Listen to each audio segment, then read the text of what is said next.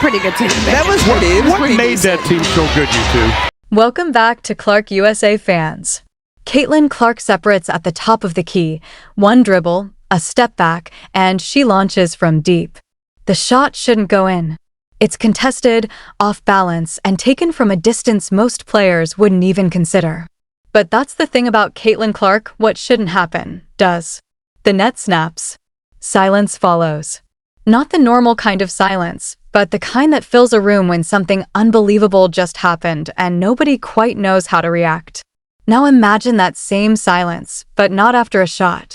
Imagine it inside a press room. Cameras rolling. Reporters waiting. Every word being recorded. Every reaction being watched. 17 full seconds of nothing. A coach sitting there, staring, thinking, hesitating.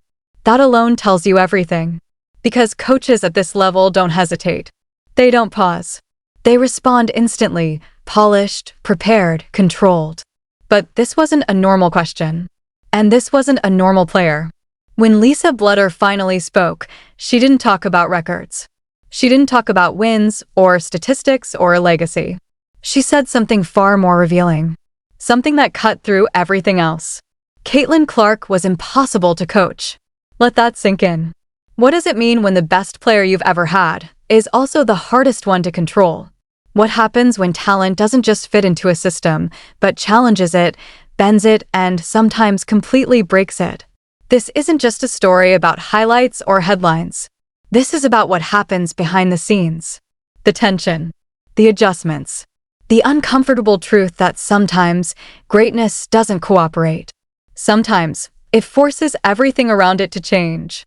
And this story, this entire journey, starts with something most people don't even realize. Caitlin Clark was never supposed to end up at Iowa. That's the first thing you need to understand. Her dream wasn't Iowa City. It wasn't Carver Hawkeye Arena. It wasn't wearing black and gold. Her dream was UConn. She wanted to play for Gino Auriemma, the architect of one of the greatest dynasties in sports history. 11 national championships. A system built on discipline, precision, and control. For a player like Caitlin, it seemed like the perfect stage. But that opportunity never came. UConn had already committed to Paige Bueckers, the #1 recruit in the country. The roster was full. There was no room. And just like that, the dream ended before it even had a chance to begin. Caitlin Clark, one of the most electrifying prospects in the nation, didn't get the call she was waiting for. So she did what any top recruit would do, she moved on. She committed to Notre Dame. On paper, it made perfect sense. The tradition, the history, the culture. Notre Dame wasn't just a basketball program, it was an identity. Especially for a Catholic family in the Midwest. This was bigger than sports. This was legacy. This was pride. Caitlin sat down with her family, weighed her options, and made the decision. She gave her verbal commitment. Everything was set. The future was decided. And then, something didn't feel right. Night after night, she couldn't sleep. No matter how perfect it looked on paper, something inside her kept pulling in a different direction. It wasn't logical. It wasn't explainable. But it was real. Her mind said Notre Dame. Her heart said something else. Just a few hours away from her hometown of West Des Moines was the University of Iowa. A program led by Lisa Bluder, a coach with decades of experience, hundreds of wins, and a reputation for building strong, disciplined teams. She wasn't flashy. She wasn't loud. But she was respected. Deeply respected. Still, no one expected what happened next. One evening, Lisa Bluder was out at dinner with her husband. A normal night. A quiet moment. Then her phone rang. She stepped outside to take the call, and on the other end was a voice that would change everything. "Coach, is there still a spot for me at Iowa?" It was Caitlin Clark. In that moment, everything shifted. Bluder kept her composure. She responded professionally. Absolutely. But inside, she knew. This wasn't just another recruit. This was something different. She went back inside, sat down, and told her husband. Then they ordered a bottle of champagne. Because even then, before a single game had been played, before a single practice had begun. She understood something extraordinary had just started. What she didn't understand was how difficult it would be to manage. From the very first practice, it was obvious. Caitlin Clark wasn't just talented. She was operating on a completely different level. Her basketball IQ wasn't just high, it was advanced beyond anything Bluder had seen before. She read the game faster. She reacted quicker. She saw plays before they even developed. To her, structured systems felt slow, predictable, restrictive. She wasn't following the playbook. She was rewriting it. Over, here is Clark. Clark, separating. And that created a problem. Because college basketball isn't built for chaos, it's built for structure. Systems matter. Roles matter. Team chemistry matters. And Caitlin Clark came from a world where she didn't need any of that. In high school, she was everything. She didn't just lead her team, she carried it.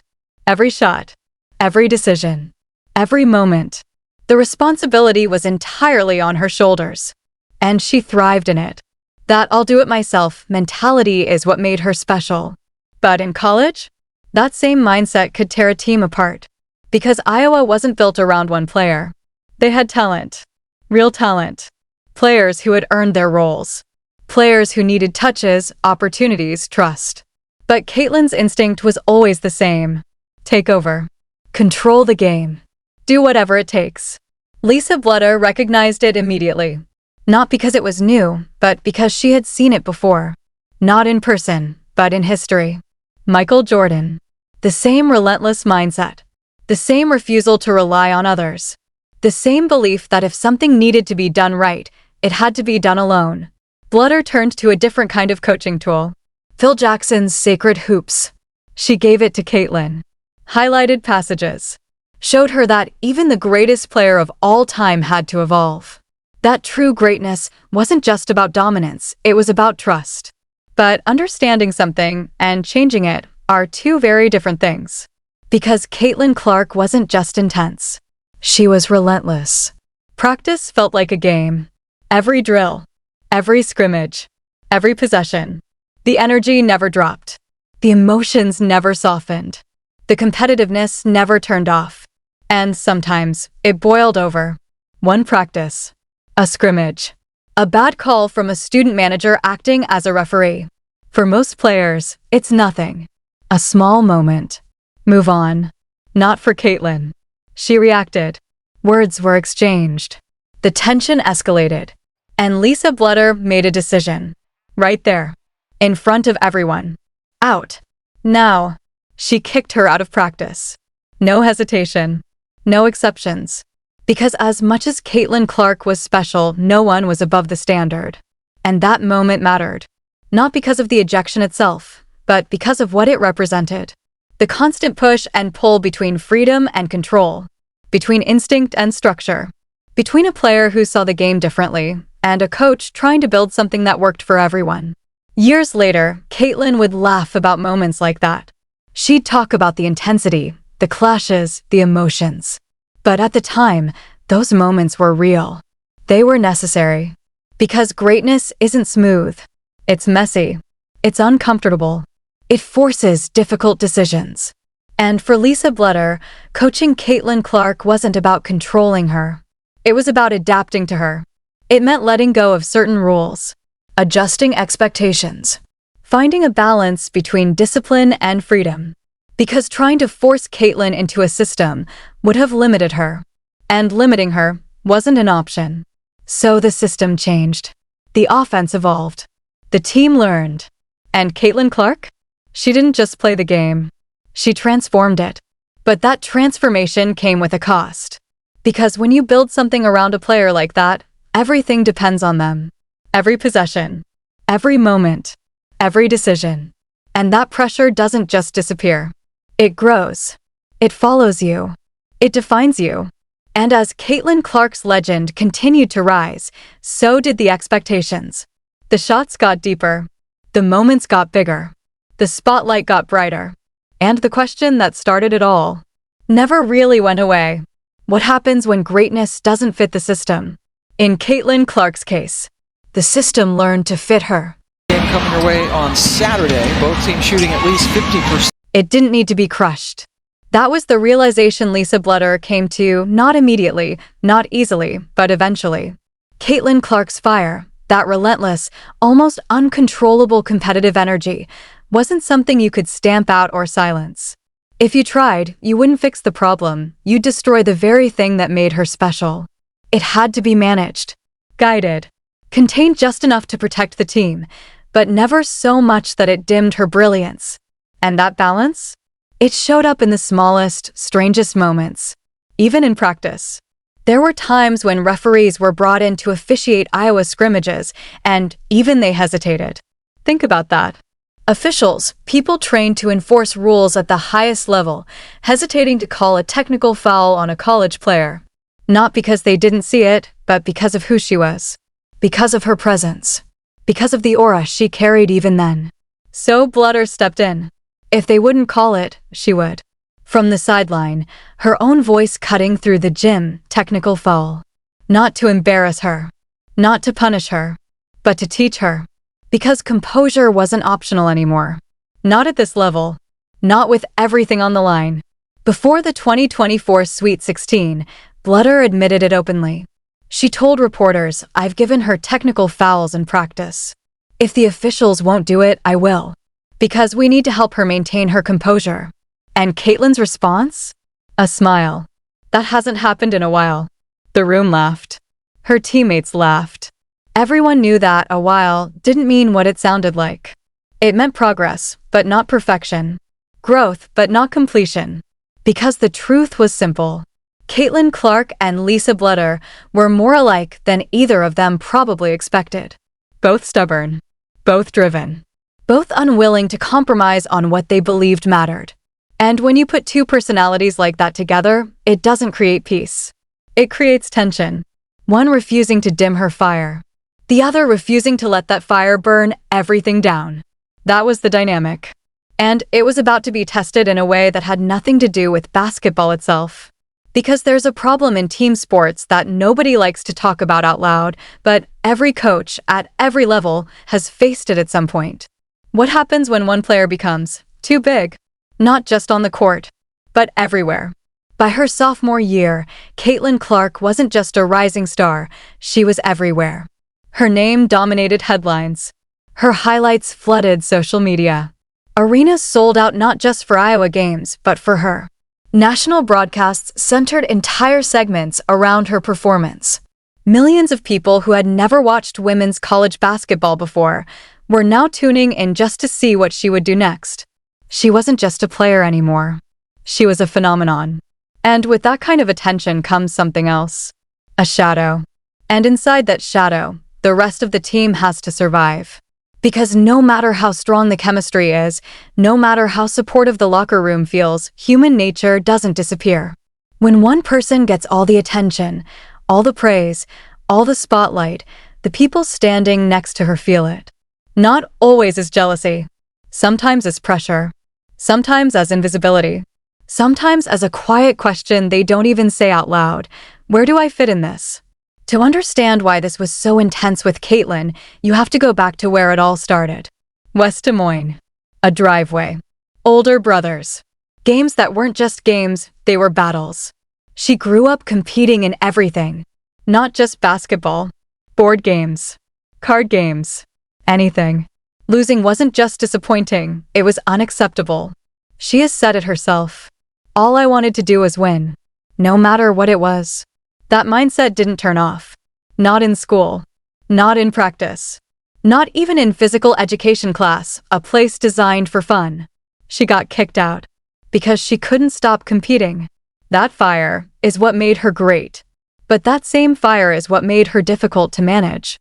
Lisa Bluder understood that pretending it didn't exist would be a mistake. You can't ignore it, she said.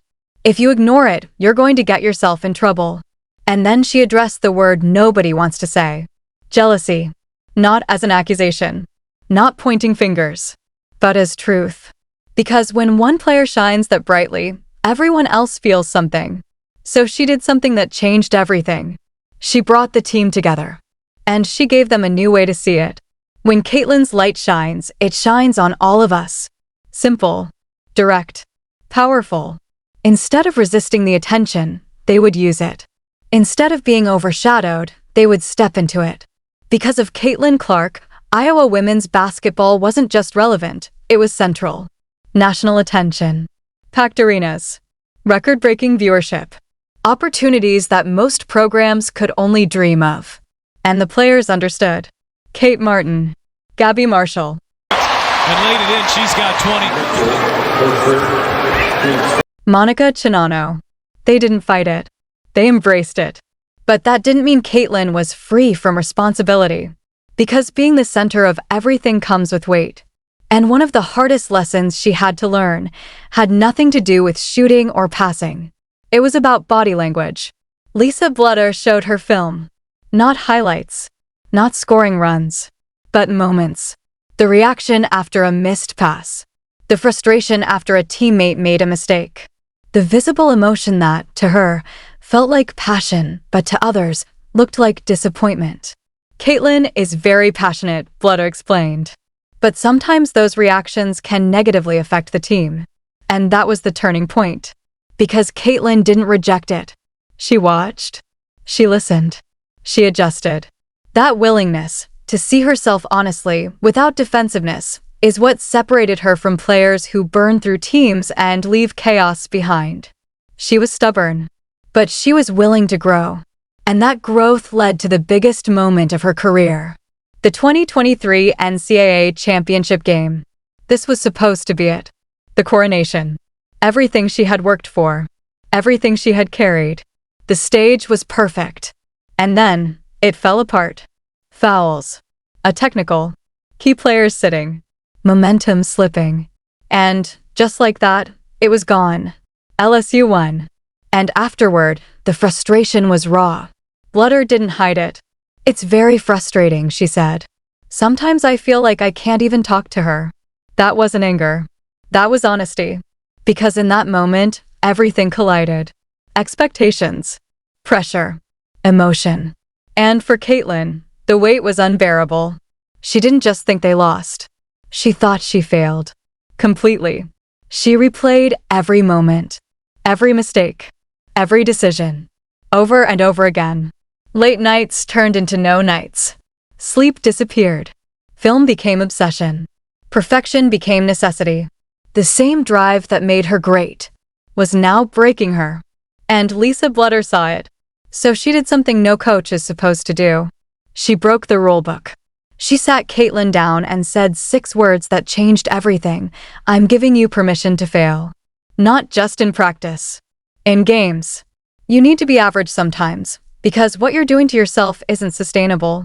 That wasn't strategy. That was protection. Because Caitlin's response revealed something deeper than basketball. Coach, if I stop, even for a second, I'm afraid I'll never get back. That wasn't fear of losing a game. That was fear of losing herself. Because her identity wasn't separate from her performance. It was her performance. Without greatness, who is she? And Bluder answered in a way that went far beyond coaching. Your home isn't there, Caitlin. Your home is here. With us. That changed everything. Because it gave her something she had never had before. Permission. Not to be perfect. Not to carry everything. But to exist, as a human being. And slowly, that change showed up on the court. She passed more. Trusted more. Let moments come instead of forcing them. And something incredible happened. She got even better. Because when you stop chasing perfection, you start playing free. Against the best defenses. In the biggest moments. With everything on the line. She didn't control every possession anymore. She felt the game. She read it. She trusted it. And Lisa Bluder? She stopped calling plays.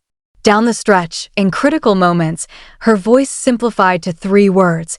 Read it. Feel it. Trust it. And Caitlin did. But the most chilling detail came from something Caitlin herself noticed. She tracked it. 17 games. Every time there was a timeout, and Bluder said nothing. Just looked at her. In the next 3 minutes, Iowa outscored opponents 47-19. That's not luck. That's not coincidence. That's trust. Pure, complete trust. Not in a system. Not in a play. but in a player who had finally learned how to trust herself and everyone around her. And that's when everything truly changed. Because Caitlin Clark didn't just become unstoppable, she became complete.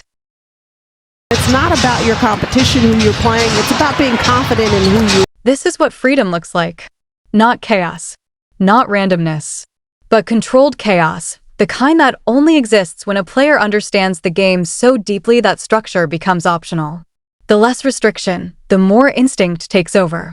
The less interference, the more natural brilliance rises to the surface. And for Caitlin Clark, that truth became undeniable. The less structure there was, the more dominant she became. The less coaching she received, the better she performed. That's the paradox. The contradiction that defined everything between Caitlin Clark and Lisa Bluder. Because in a sport built on systems, discipline, and control, the greatest success they found came from knowing when to let go of all three. And that's not easy for a coach. In fact, it might be the hardest thing a coach can do. To step back, to stay silent, to trust. Lisa Bluder spent decades building her philosophy: offensive sets, defensive principles, rotations, discipline. Everything had a purpose. Everything had a plan. That's how you win. That's how you build consistency. That's how you control outcomes. But Caitlin Clark didn't fit inside that structure. She expanded beyond it.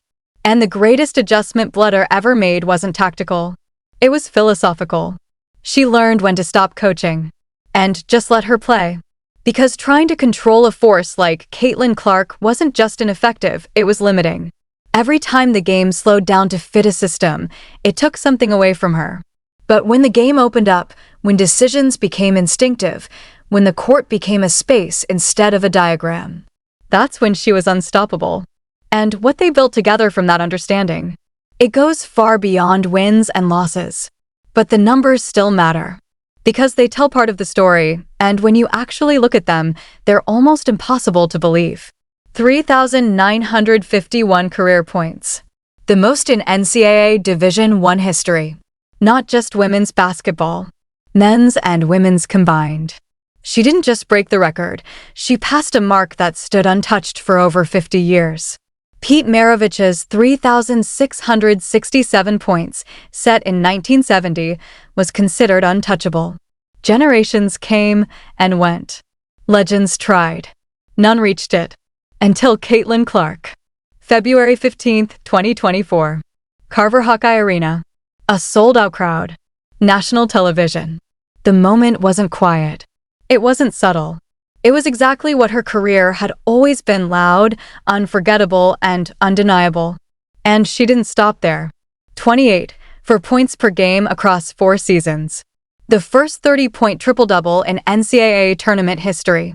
Back-to-back national championship appearances in 2023 and 2024.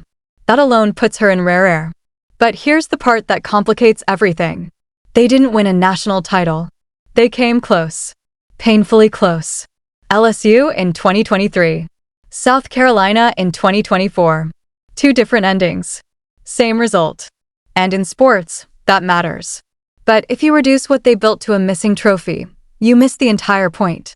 Because to understand their legacy, you have to look at what existed before Caitlin arrived and what existed after. Before her, Iowa was respected, consistent, competitive. A solid program that made tournaments and played good basketball. But it wasn't central. It wasn't the destination.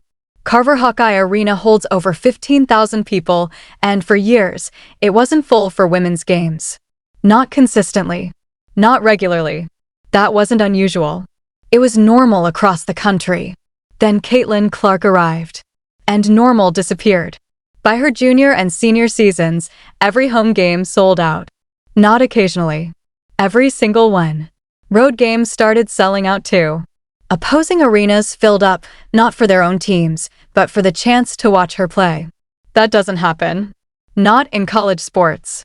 Not like that. And then came the moment that proved just how far everything had shifted. The 2024 NCAA Championship Game. Iowa versus South Carolina. 7 million viewers. Let that number sit for a second.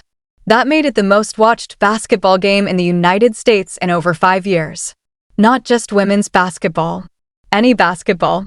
More than most NBA Finals games that same year. A college game. Led by a player from West Des Moines. Coached by someone the national audience barely knew before all of this began. That's not just impact. That's transformation. But even with all of that, Bluder has always been clear about one thing. The numbers aren't the legacy. The legacy is what happened between them. It's the evolution. A coach who spent her entire career building control, learning to release it. A player who spent her entire life carrying everything, learning to trust others. That's the real story. Bluder didn't stop coaching. She changed how she coached. She created space instead of filling it. She built a system strong enough to hold Caitlin's brilliance without trying to contain it. And Caitlin? Great job reading the defense. Her hands were... She changed too. She didn't lose her edge. She didn't lose her fire. But she learned that trust wasn't weakness. It was power. Because when defenses focused entirely on her, when pressure closed in, when expectations became overwhelming, she didn't have to force everything anymore. She could rely on the people around her. And that made her even more dangerous. Their relationship didn't just grow during games. It grew behind the scenes. Bluder started weekly one-on-one meetings with her during her sophomore year. Not about plays. Not about stats. About leadership. About mindset. About growth. She gave her books to read. Introduced her to new ways of thinking. Even brought in concepts from team therapy, circle time. Players and coaches sitting together, speaking openly, honestly, without filters. Sharing frustrations. Needs. Emotions. That kind of vulnerability isn't common in elite sports. But it changed everything. Because once Caitlin opened up, the team followed. The distance between the star and the rest disappeared. And what replaced it? Connection. Trust. Unity. And the results showed it. Not just in wins, but in how they played, how they responded, how they believed. Then came May 2024. 5 days after Caitlin played her final game. Lisa Bluder made her decision. She retired. After 24 years at Iowa. 528 wins. 254 losses. The most victories in Big Ten history. 18 NCAA tournament appearances. A career that stretched 40 years, starting at St. Ambrose, growing at Drake, and reaching its peak at Iowa. She left as one of the winningest coaches in the game. But more importantly, she left at the right time. Because the story she and Caitlin built together had reached its natural conclusion. The program didn't collapse. It didn't reset. It continued. Jan Jensen, her longtime assistant, stepped in as head coach. The culture remained. The foundation stayed intact. But the era? That was over. Caitlin acknowledged it in the simplest, most honest way. Simply no one better at building a team. Thank you for believing in me more than anyone. That wasn't just appreciation. That was recognition. Of what they built. Of what they went through. Of how much it mattered. Months later, they stood together again. Carver Hawkeye Arena. Side by side. Not coach and player. But something closer to equals. Two people who had pushed each other further than either could have gone alone. And then came another moment. February 2025. Her number, 22, lifted into the rafters. A packed arena. A standing crowd. Tears in Bluder's eyes. But that jersey wasn't just a number. It was a story. Every argument. Every adjustment. Every practice where emotions ran too high. Every timeout where no words were needed. Every moment where trust felt risky but necessary. It all hung there. Above the court. Frozen in time. But the story itself? It didn't end. Because what they built was never meant to stay inside an arena. It carried forward. Into quiet conversations. Into unseen moments. Into the space where pressure becomes something heavier than the game itself. Because at that level, greatness isn't just about talent. It's about survival. It's about handling expectations that grow every time you succeed. It's about learning what happens when people only recognize you at your best and what that does to you when you're not. The records will stay. The highlights will replay. The legacy will be remembered. But the real story? That's still unfolding. Because now the stage is bigger. The spotlight is sharper. The expectations are higher than ever. And the question becomes harder, more complicated, more real. What happens next? When talent alone isn't enough anymore. When pressure doesn't motivate, it weighs. When the voice that once guided you isn't right there beside you anymore. Who do you become? When you have to face it all alone.